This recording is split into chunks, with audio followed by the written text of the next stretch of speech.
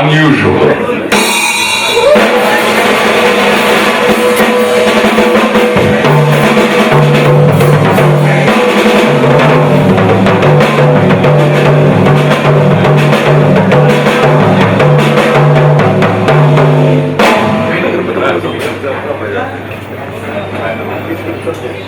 Who's that girl? Page 1. Unusual. Spring 1987. On a late sunny afternoon, Rick, the jazz drummer, felt his heart pulsate to a new beat. With breathless excitement, he looked at her, the girl from another town with an enigmatic air about her.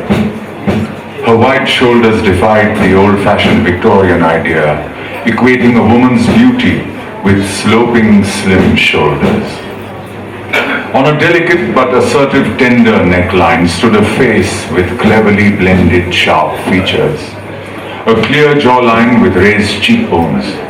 Her tender skin texture shone auburn in contrast to the fair is lovely ideology of India.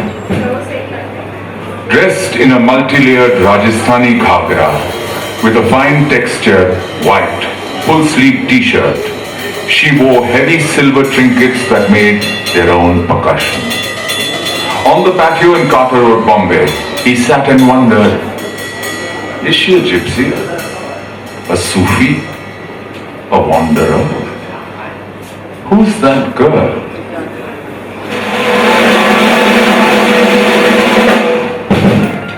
Chapter 2, page 19, Unusual. Startup. It all began just a year ago. It was at the Sea Rock Hotel, Bandra, at a common friend's luncheon, that I chanced to meet Mahesh Bhatt. You're a star, he said. In the galaxy, I humored him. The art filmmaker of the sensible kind loved me from the start. I was sorry to disappoint him, but in that instant I was reminded of the time I was working with abandoned Muslim mothers in a Jama Masjid slum. A well-known NGO from Karachi was visiting. To highlight the social effects of media entertainment, they showed video clips from epic films. One of them was a scene from Devdas, where the hero hits the head of the female lead, Paro, with a stone and mutters lines worthy of a male chauvinistic pig when she refuses his moves. It was not just the women locked within the confines of the Jama Masjid slums who faced male atrocities at home. I was influenced too. At age 18, I was dazed by how media and entertainment could generate hype, create mass hysteria, and encourage a regressive sense of fashion, taste, and style. In the commercial cinema of the late 80s, the typical lead heroine was a rich father's brat who shook her boobies and booty for a couple of song and dance numbers. She was a kind of a bimbo, not fit for much else other than being a physical object evoking lust and desire in men, and dependent on the father, lover, to feed her and lead her ahead in life. There is nothing in Hindi films that interests me. I don't even watch them, not interested. I was equally certain. Call me if you change your mind. I won't. I didn't. Of course not. But thank you anyway.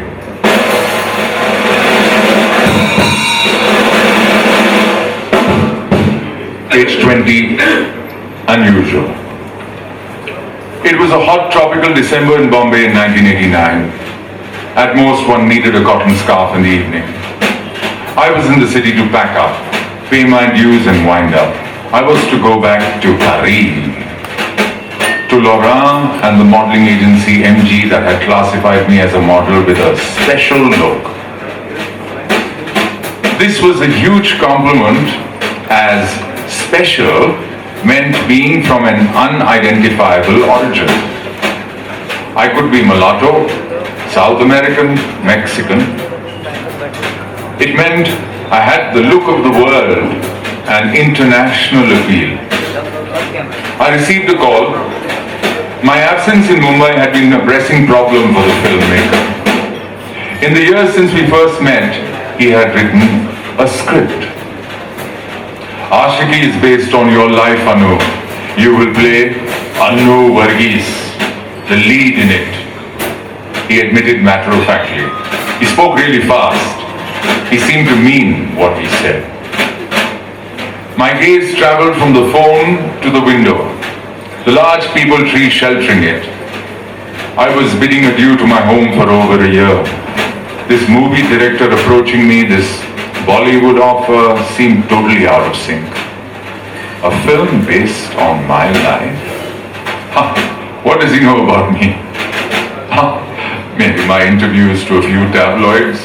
Is he basing the story on journalistic reports that at best are callously half-baked? It sounds banal. Can't be true.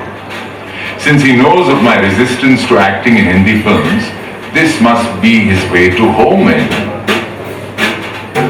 If you don't act, I will reconsider making the movie. Besides, no other actress has the sensibility to play this role.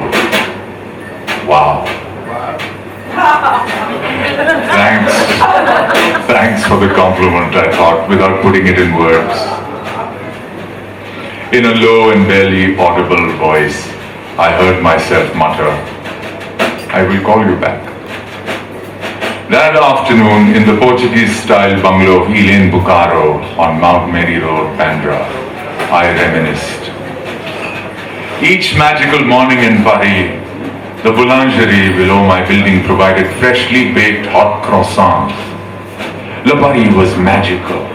What with art being sold on the streets in the form of black and white pictures, coffee, a local hallucinogen one drank several times a day, the Parisian unabated openness to female nudity refreshing, especially for someone who had grown up in Delhi, where the woman was always held responsible for inviting that unsavory male attention. Eve-teasing. In Europe, I found I could change identity easily, as the common male reaction was, you mulatto? Or Spanish? Mexican, perhaps? There was a polite curiosity expressed in broken English in a heavy French accent. They were magnetically pulled to me, like I was the most delectable Beaufort cheese, with a nice smell of milk, butter and honey or something. And of course, I was more than flattered. In India, shamelessly, the auntie types held that at best I was attractive. To be beautiful, I would have to white wax the color of my skin. And as I grew up, the rebel in me became more stubborn about flaunting the taint of my tawny skin. Accept what you are born with, naturally being my feeling. Carrying the French magazine Le Point that had my mug with the Schweppes Indian tonic bottle rubbing against my cheek, I had just returned from Paris. Anu Varghese was a strangely compelling character to play. The orphan teen, born out of wedlock and abandoned at birth, is raised in a Catholic orphanage. The simple, introverted young lass grows up dreaming of love, sustenance, and a place in society. But above all else, she seeks to stand on her own 2 feet and become somebody and find herself. I finally got lured into saying yes to the movie. It came from my belief that instead of being dependent on the man, girls need to be independent first. And then it would help do away with lies and false game playing in a relationship. Ashiki was a romantic tale that believed and claimed love makes life live. Ladies and gentlemen, please welcome the one and only Mr. Mahesh Bhatt, fondly known also as Bhatt Saab. Anu, you remember the first screen ad which appeared of Ashiki? Remember the words? Expect the unexpected. that was the wedding. I've always found that things that are beautiful are strange, and I always found that there was an air of strangeness about this girl, Anu. She was unusual by the standards of the movie world when she made a foray into the world of movies. Yes, she did not conform to the dictates of the times in which we made the film, but neither did Rahul Roy. He didn't cut his hair.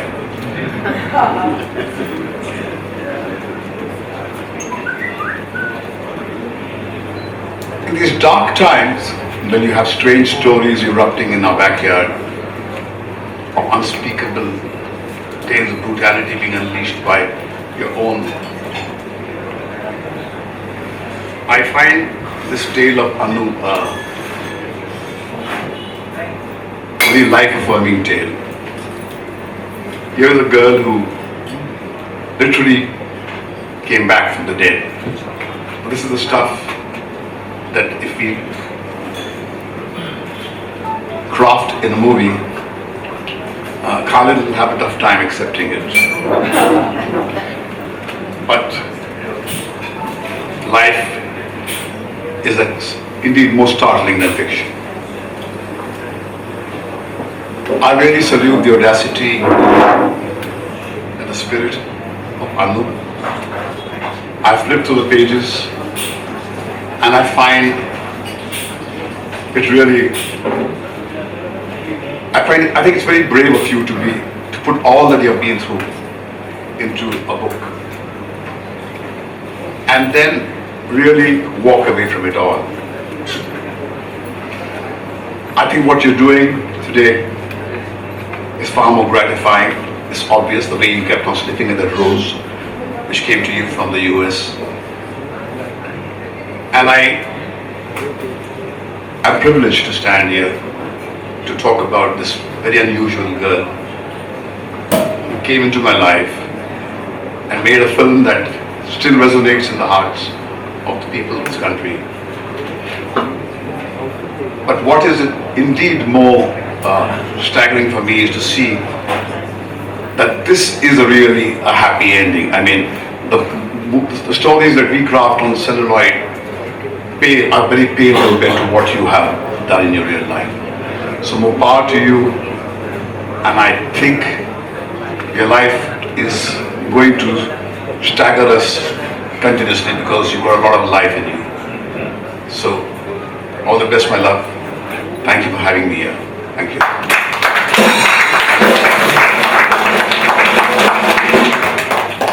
Thank you, Barsar. Page 52. Unusual. Stifled by the misrepresentations fame brought, I decided to leave, knowing little that a popular public persona stays public always. It left people shocked. An actor does not leave when on the top, in Bollywood or in Hollywood. I questioned my decision. Is it rash? Do I really need to leave? Have I really lost it?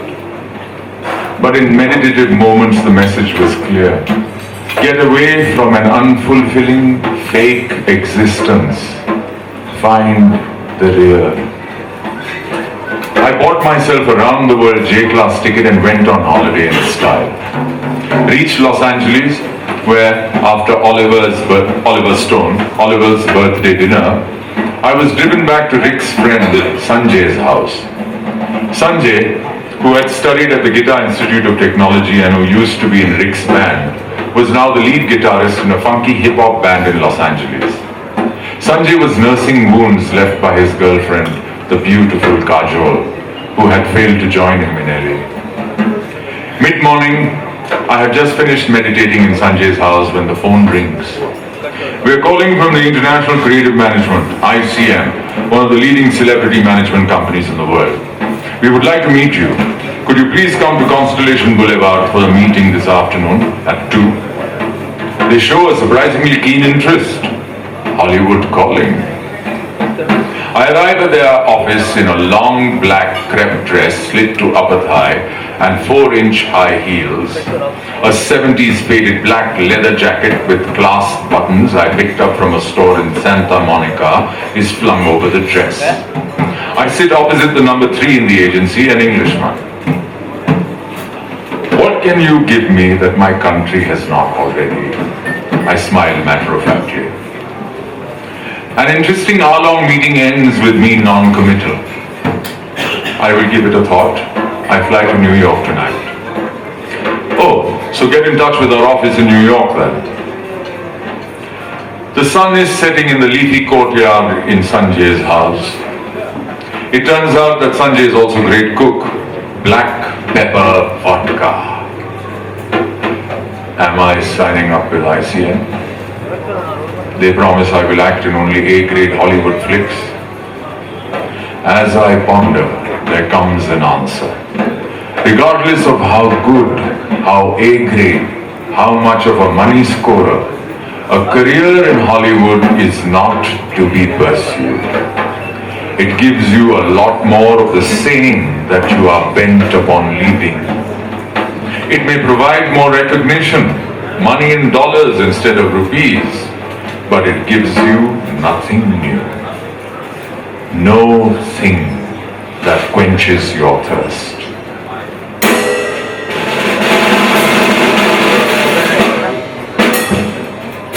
Yoga, page 54, unusual. In Mumbai, January of 1996, I receive a call. Anu, what are you doing this evening? Mukund Mosaji's soothing voice on the phone gets me thinking. An appropriate reply would be, nothing, and I love it. Last year I had bought a round-the-world ticket for myself, disappeared from Bollywood modeling, even endorsements. Had I really lost it? People around me thought I had. I had been busy guarding my newfound privacy. Before I could consciously frame an answer, Mukund Mosaji said with zest, nothing, I am sure. Now that you are not doing films or modeling, why don't you come this evening to Sir J.J. School of Arts for a talk on yoga? Do you want me to pick you up? 6 p.m.? At the school, with my eyes and sunburned golden brown face under cover, I heard the phantasmal figure on stage give the most phenomenal talk I had ever heard. For an hour, I paid rapt attention to that gentle male voice.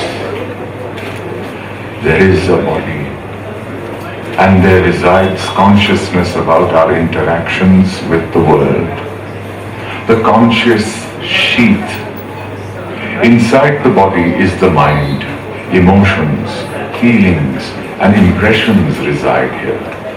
And inside that is the soul, or the supreme, the actual seed of our real self, our seed, the center. In a normal human being, all three, the body, the mind, and the soul, are disconnected. We are unbalanced. We are far from the center, and we don't know that. We are unbalanced. Yoga can help find the harmony among the three. Get the head, heart, and hand to work in cooperation, coalition, alignment, cohesion, harmony. That's cool, I thought. I don't want to continue living threadbare. I felt sure too that if all three forces united in me, then I would be one with the ultimate. In that instance, I knew that acting even in Hollywood would only make me an international star. But if yoga gives what it promises, then I would be a universal being. International versus universal. The choice was simple. Universal. Toward the end of this What is Yoga talk, the Guru made all of us close our eyes and guided us to a chakra meditation. In those 12 minutes, as I rotated my consciousness from the base of the spinal cord, the Muladhara chakra, all the way up to the crown of the head, the Sahasrara Chakra, I had an uncanny experience. From the stage in front, a blob of light came hurtling towards me and entered the forehead. This luminosity then expanded and kept growing till my entire body was filled with the fluorescence of light. Feeling a bit copulated from that occurrence, I managed to shakily get up. A person walked up to me and gave me an application form for the yoga university the super yogi had talked about. And I applied as a student. Let's go back to the roots. Yoga, here I come. Falling in love with yoga. Page 60, unusual. The first time he, Swami T, whose discourses I had heard in Mumbai, saw her passport-sized picture in the application form, he was captivated by her beauty and knew it was not just physical. In the questionnaire, when asked about my profession, I'd written student. It was a moment when my status as a movie icon weighed heavily on me. My admission should not be based on my being a star. Let merit be the deciding factor. No favors granted. Play the role of a student again in real life with full power. Become a nobody again. A nobody. The media liked her. It was a surprise to them that after just 3 successful rollicking years in the business of glamour, she would disappear. Soon I received a letter from the yoga ashram stating my application had been chosen. I was called to Degirivan, Uttarakhand, a region of outstanding beauty. On 30th September 1997, under a clear sky, a palatial, massive campus greeted me. In quietude, and I entered the large metal gate of the Fort of Knowledge. Then the first round of scrutiny. We had to pass a written examination.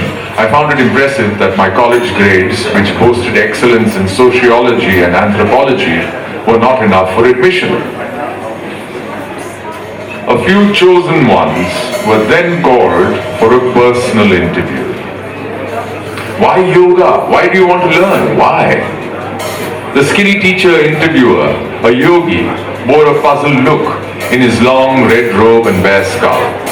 Star model Anu wants to live in a village in remote serenity and learn the discipline of yoga? I have read an ordinary human being uses only 2% out of 10 of his brain's total potentiality. I want to use all 10. I suspect yoga can show me how. I replied with the utmost earnestness.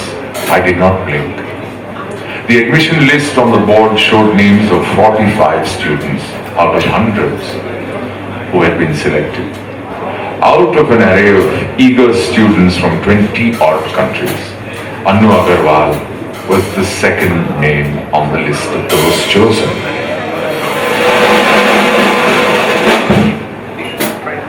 Quote, at the start of the sexual union, keep attentive on the fire in the beginning, and so continuing, avoid the embers in the end. Unquote. Vigyan Bhairav Tantra.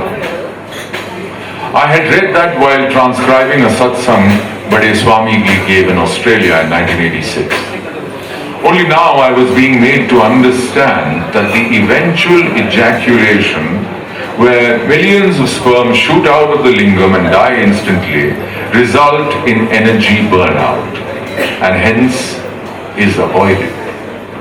And that men who propose to follow the tantric sex idiom have to prepare relentlessly for establishing the control where they can tell the sperms to revert their outward flow and go back inside instead of shooting out. These are serious practices and must be really hard, I thought. But it was fascinating to learn about the idea that sexual intercourse can actually be as far from the idea of sense gratification as a square is from a circle. Coming for our date tonight? He'd sincerely ask with a meek smile. What time? I have to run back before 7. And this is how it continued. Some days he would chant Sanskrit mantras as he placed a hazelnut in the open cavity of my mouth, or blow heat from a fireplace into my form as he focused on my eyes. On others, he sat in front of a globe, a golden yantra blob, a geometrical figure in straight lines that met against a yellow sky, accompanied by a Sanskrit incantation, and made me a silent participant. In the stunning landscape of rare trees and plants, I was mesmerized. In the translucence of the pure North Indian sky, Swami Ji had the most relaxed, alert, conscious, and priest-like way. His super yogic mental makeup was minus any kind of intoxicants or selfish, devious, cunning, conniving, or malicious thoughts. He came from a higher dimension, and he planned big to teach humans round the globe the secret of their birth here. And now, ladies and gentlemen, please welcome on stage Mr. Khalid Mohammed. Khalid,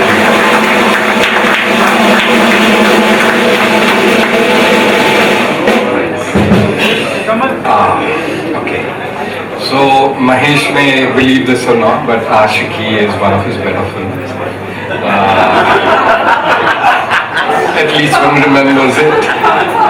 And I remember Neerja Shah, who may or may not be here. She had started raving about both Anu and Rahul. So she was the publicity agent, and I think you used to be quite close to Pritish, and there was much Anu talk in the air all the time. And glad to say the film was memorable. It had great music. I think we had to bring up the music today. And it had heart.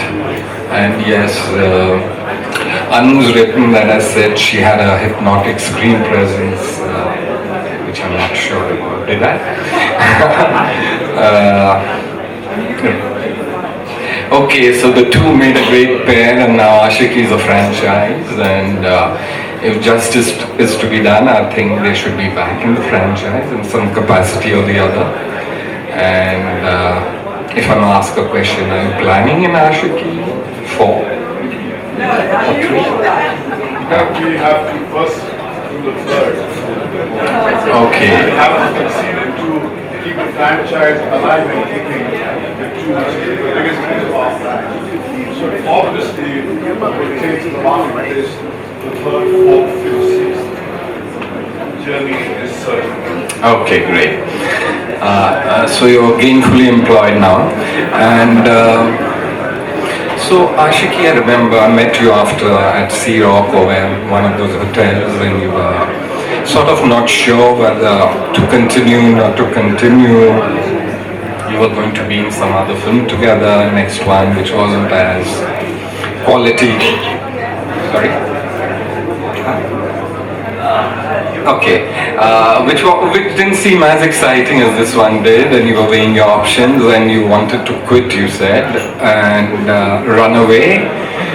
And in the book you mentioned that I lectured you, did I? Not capable of lectures, actually. So, well, anyway, then after I met you a couple of times, and yes, one could talk to you about things other than movies, which was interesting. And then she vanished. And of course, one heard that you'd gone away to the Himalayas, and all kind of stories circulated. And then I must say, suddenly she appeared in my life as a guardian angel almost. I don't know how it happened. I was walking near Bleach Candy Hospital, and I had a very bad backache. And she just took me under her arms on her guardianship, and I was suddenly doing yoga on a mat in her apartment. And the best thing about it was that it worked actually for me, who's never believed in yoga. Now I do. And I must say, okay, she refused to take any fee, any money, and she said somebody would come and tell her in a dream what she should charge or she should charge. Well, the baby hasn't appeared yet, so this is my payback perhaps, and thank you Anu for curing me, for liking me, and for being there. Thank you. Thank you, Mr. Mohammed. Thank you very much.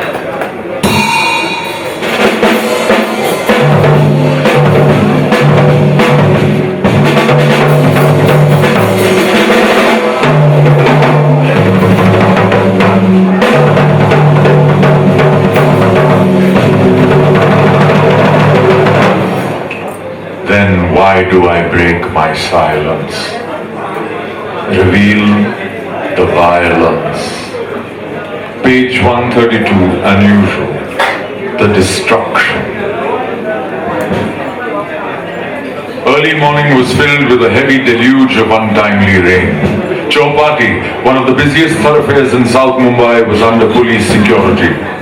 The birth anniversary of Mahatma Gandhi was on a Saturday this time.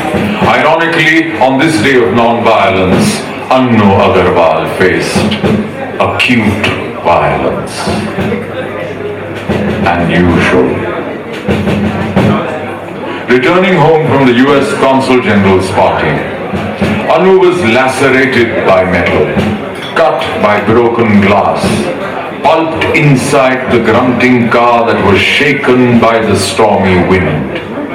Mercilessly reduced to a bloody mass of defeated bones, crushed and cracked, Anu would still breathe, however sparingly.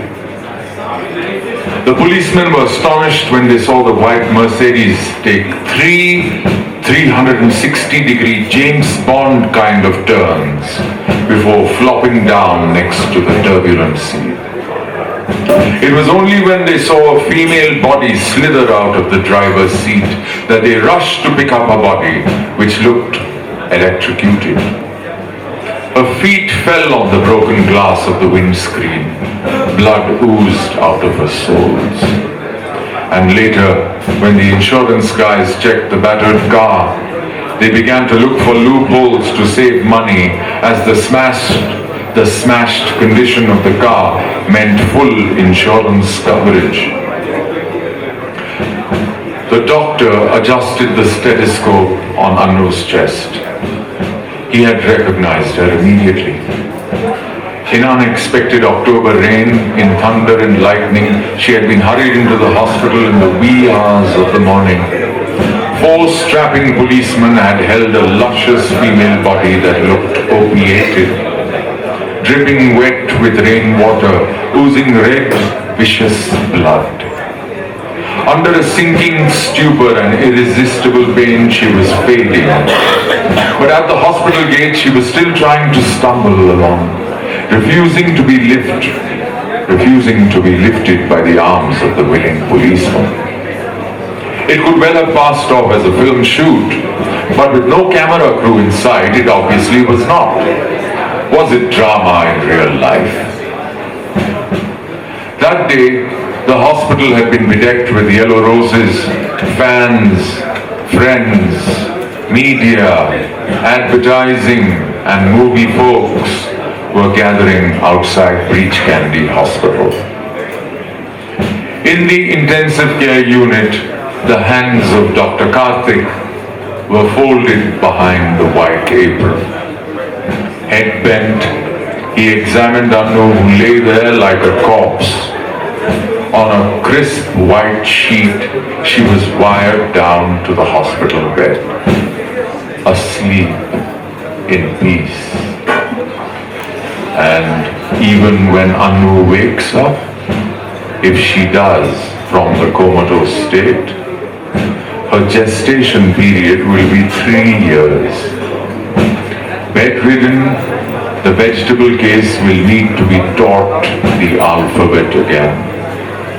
Death in those 3 critical years is almost inevitable. And now, ladies and gentlemen, please welcome Dr. Karthik, who was the intensivist at the ICU at Breach Candy Hospital on that fateful night. Dr. Karthik.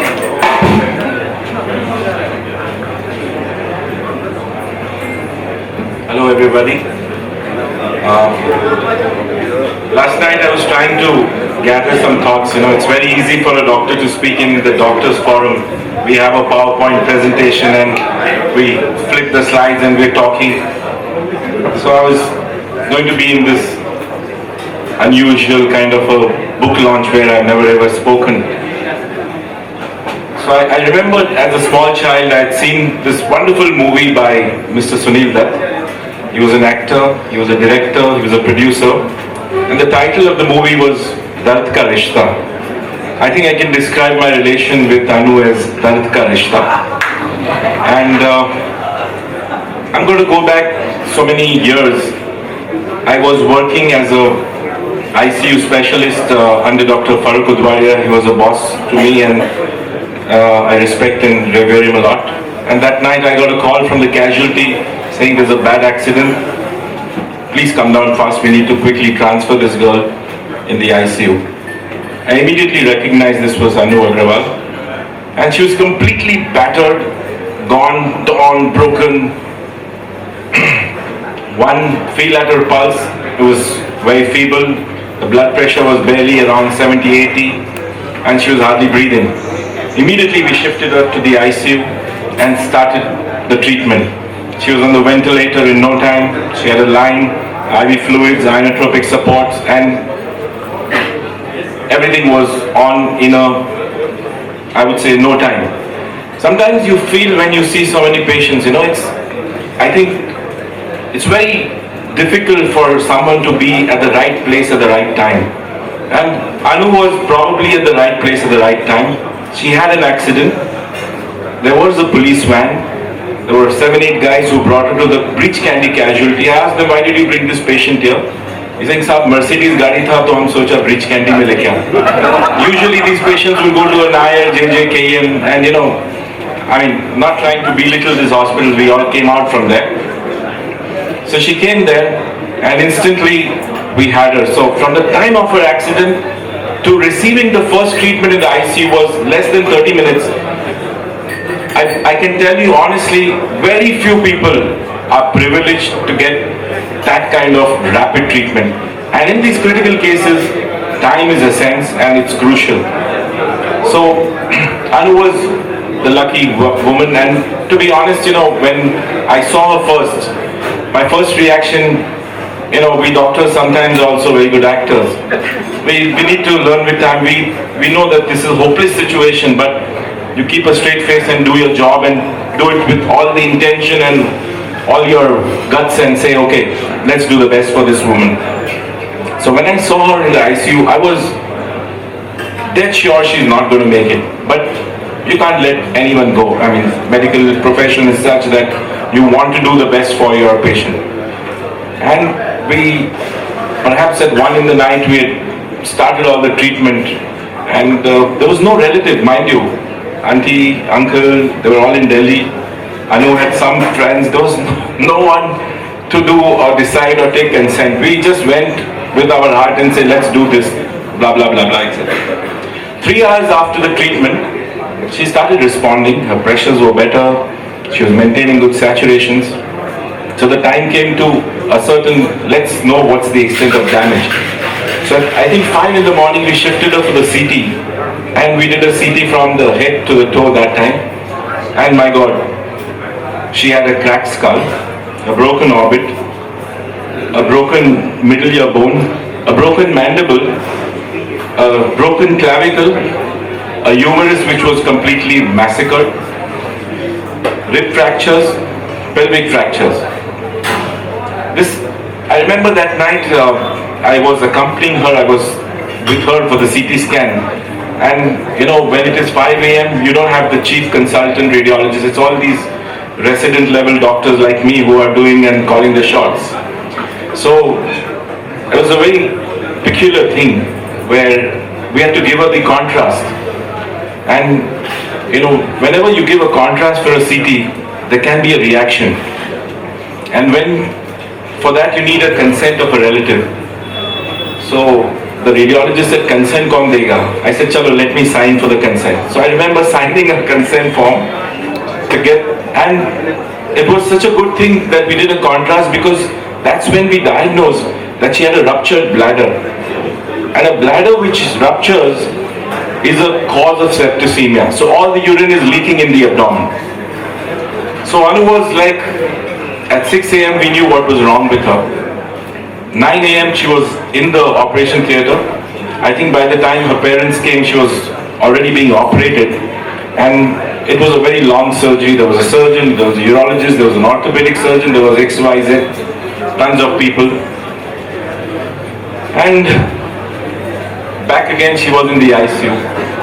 It was a long recovery process, and today we have Anu here in a good shape, and I'm glad that she's here with us. It could have just been anything, anytime, anyway going. So Anu, I do believe that doctors don't believe miracles happen, but honestly in your case, I don't know why the accident happened. I mean, there's no answer, there's no question to that. But the fact that you are still alive amongst us, I would like to share that it's absolutely miraculous. Thank you very much.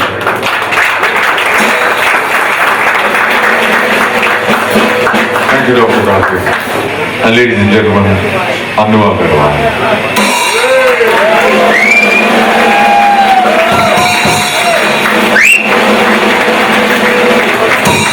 Hello, checking. Hi.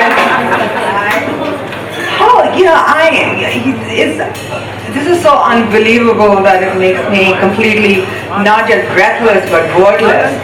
I don't know what to say. But I have people come from around the world. I've got, anyway. So you said it all. I said it all. Okay. So, and it's just so astounding, the love that I've got from people. It's just mind-blowing.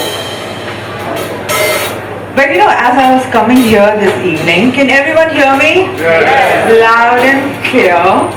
Okay?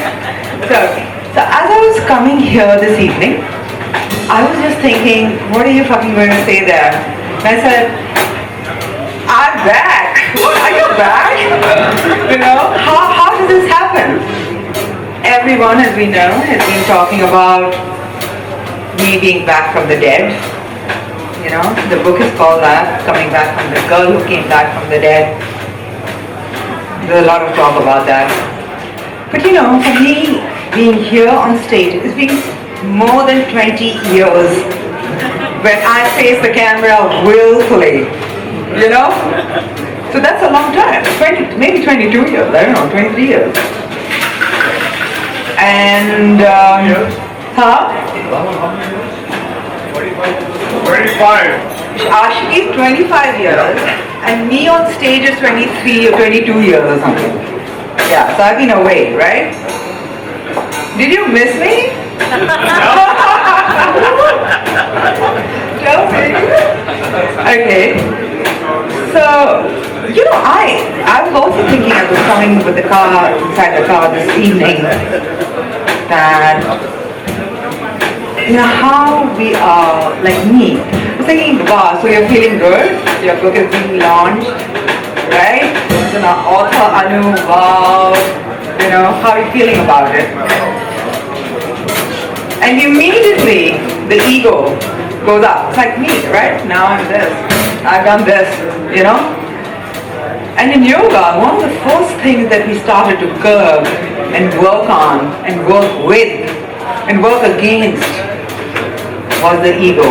I do this, I'm this, I like this, I don't like this, I like you, so on. And And then I thought that actually we are, who am I? I'm just a small little peg, in the entire whole, and that's what everyone is. Why does everyone think they are the doers, So, let me say one line of Ashiki came to my head. I started to think of Ashiki. I started thinking Mahesh Bhatt's coming, and I am so blown away by the support and the love, however silent, that I've received from all these guys who are here. All of you here. Great, lovely.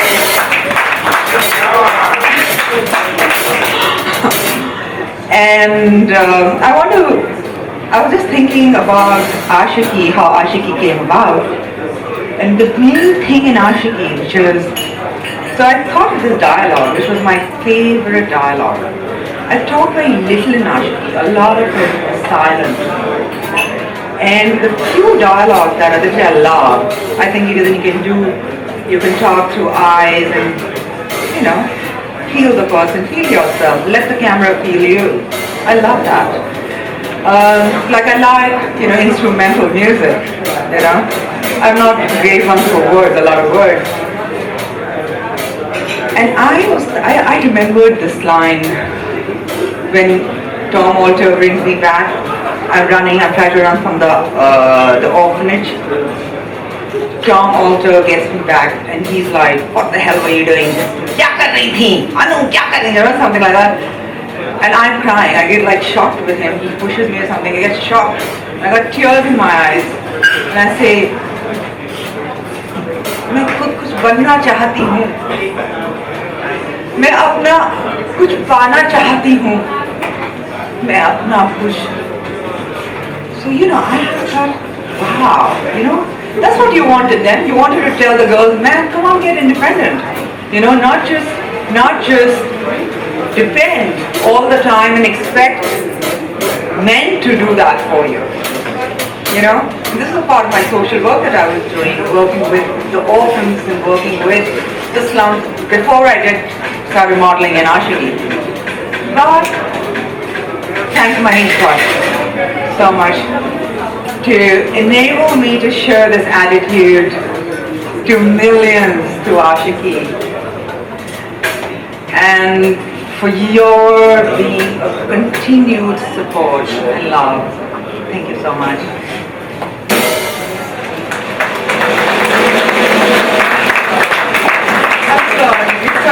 I'm getting so emotional at the moment. Got a tear in my eye, can you see that?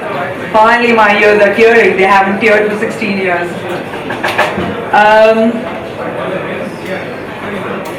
Anu has, where is Khalid gone? Anu has a hypnotic screen presence, right?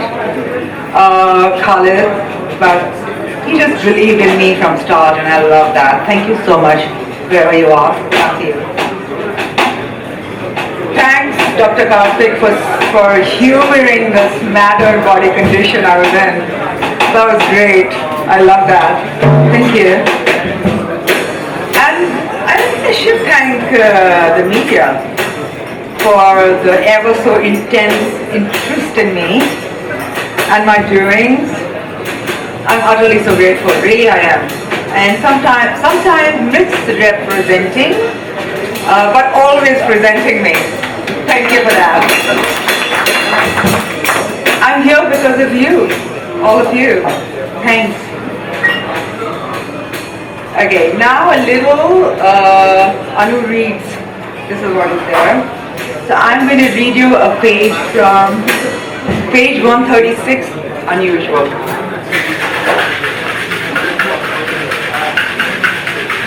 In the hospital, hello, can I say something in all humility? People who don't want to hear and just want to hang out, that's great. Can you do it outside? Because other people can't hear. And I don't want to scream on the mic. Yeah? Hello? Hello? Who's at the back? It's okay, you can just hang out outside and have a drink or something. Fine. Page 136, unusual. In the hospital, flat pressed on the bed, strapped in wires, titanium nuts, I'm inside the intensive care unit. In a comatose state, I lie asleep in a space where fatality is normal. Though unconscious to the world, I was alive. Inside my head, the slate of the life lived so far was being wiped out. An inner orderliness, a melody existed amid that external physical chaos. Transmitted to another zone, I saw angular halves played by horrific, twisted black creatures in an ugly splash of filth and stink in dungeons of darkness. Weightless fairies gleamed in contentment as they flew wingless in higher space. The two stark opposites of love and hate exist together in harmony. It is due to the light that darkness exists. And the meaning of that was the acceptance of both the opposites. This was not visible to anybody. A calculated amnesia would follow. I could feel the loving hands of people. I could sense their true concern. I appeared asleep to them. But I lay awake inside my head, the inner optic lit.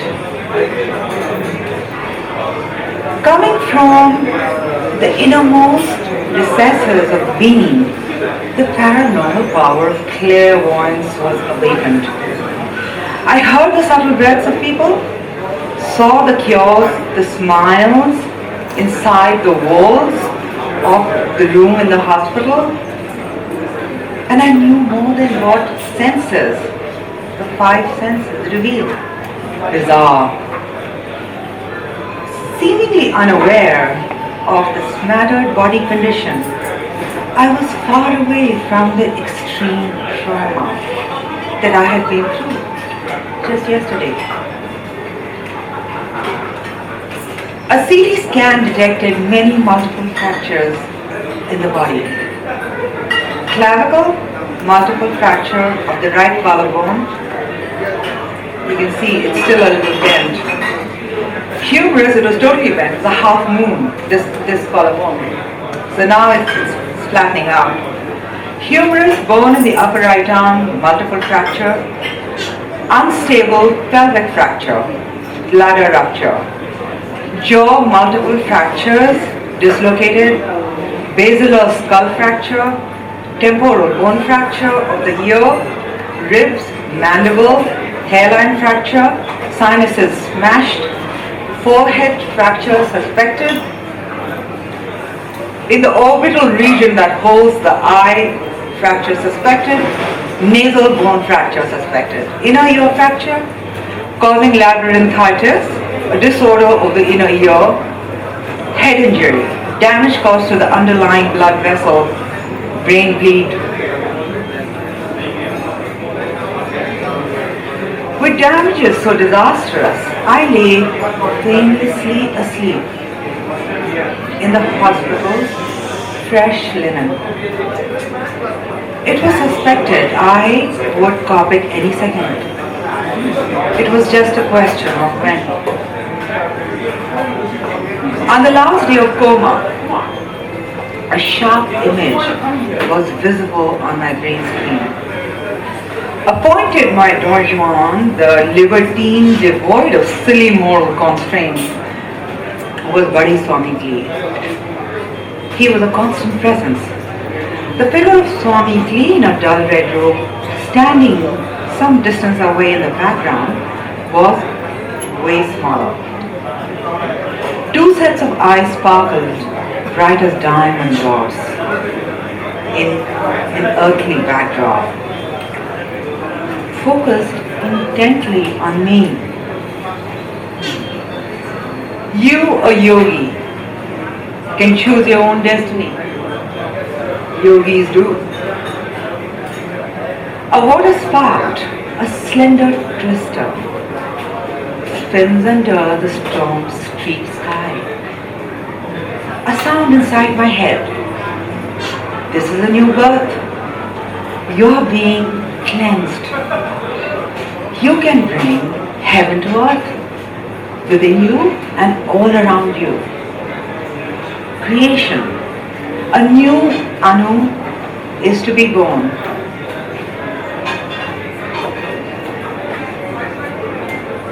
Anew, a resurrection, metamorphosis. Ironically, it was a time when I was in the most sensually elevated realm. I existed like a celestial spacecraft with stars. I was orbited by the sun, the stars and planets, and beyond. I had the joy of weightlessness. I was mercifully and mercilessly thrown to merge with infinity, the universe. It was humbling beyond words. It showed me the most intimate link I have with all beings. Born of love, we are all love. We are all one. Love is all there is.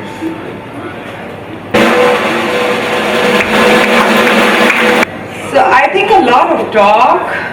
There's been too much talk. Enough. So would everyone like some silence and close eyes, and maybe we do a slight stillness, calm ourselves down? Yeah, should we do that? Yes. Great, fantastic. I love the enthusiasm.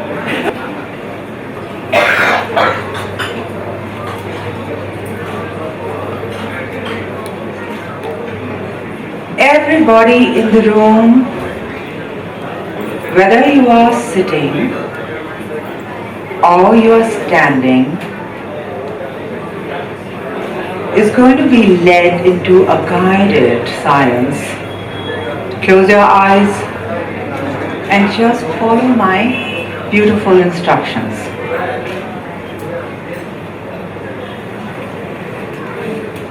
Your eyes and your mouth are very gently closed. Both your feet, take your attention to the feet. Both your feet are in balance. If you find that one foot is on the floor and the other is not, put both on the floor and relax them there.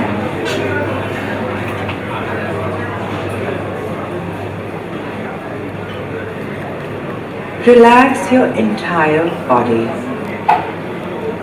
starting from your head, down your entire back and front to your hips. Bring your attention to your hips. See that your hips are relaxed.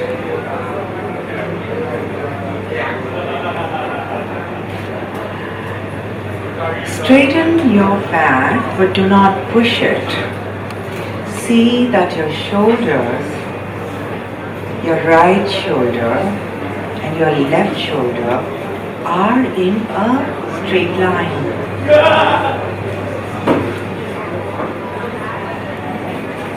Bring your attention to your nose, the tip of your nose. You have the right nostril there and you have the left nostril. In between the two nostrils there is a spot which is the tip of your nose. Bring your attention to the tip of your nose.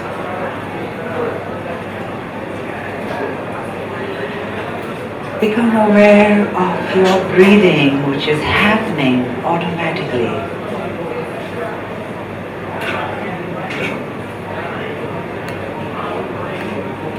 You are not doing anything. You are just letting go. And you are just watching what is happening automatically, naturally in your body.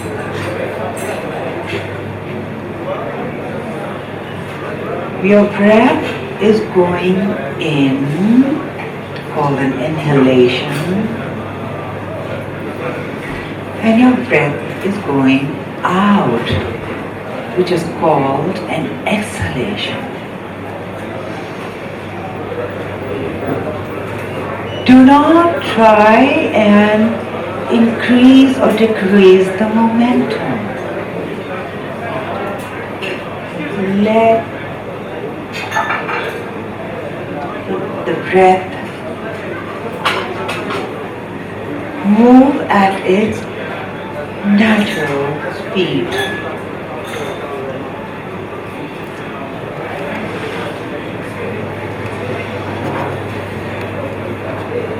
Take your attention down, leave the nose tip, take it down to the center of your chest and see a bright golden block the size of an eggshell there. Is full of luminous light, just one little dot for the entire universe inside you.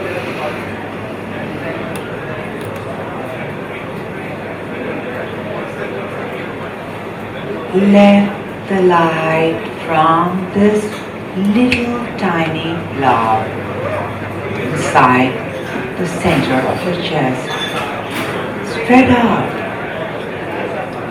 Go up your shoulders and go up your neck, go up your jaw. As it is doing that, you are getting filled with fluorescent light. Up your nose, light, up to your crown of the head, filled with bright, energetic golden light.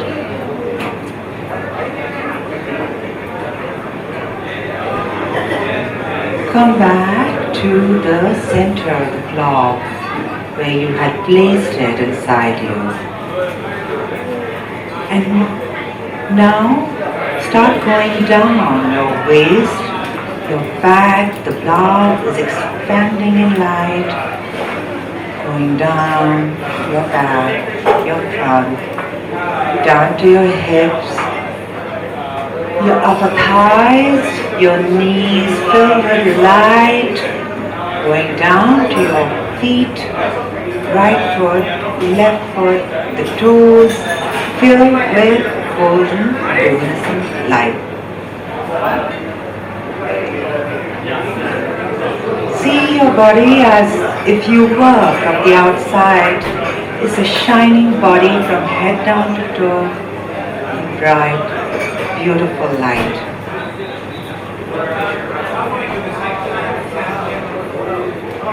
And think of how you have all the love inside you and how you spread that love all the way around,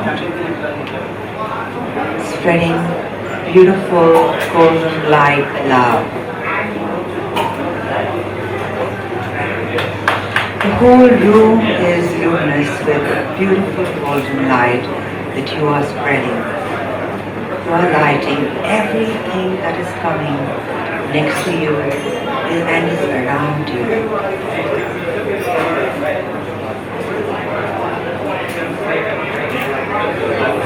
Slowly bring both your palms together and rub them. Place them on your eyes.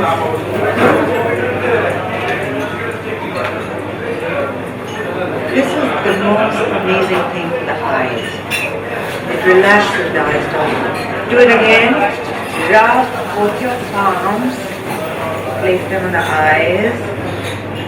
And relax your hand when you do that. Don't push your eyes in too much. Just relax. One more time, the last time.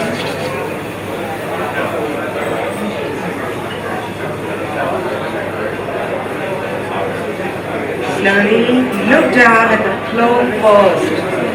Open your eyes, look down. Let your eyes get adjusted to the light around you. You've been inside for a long time. Hari Om.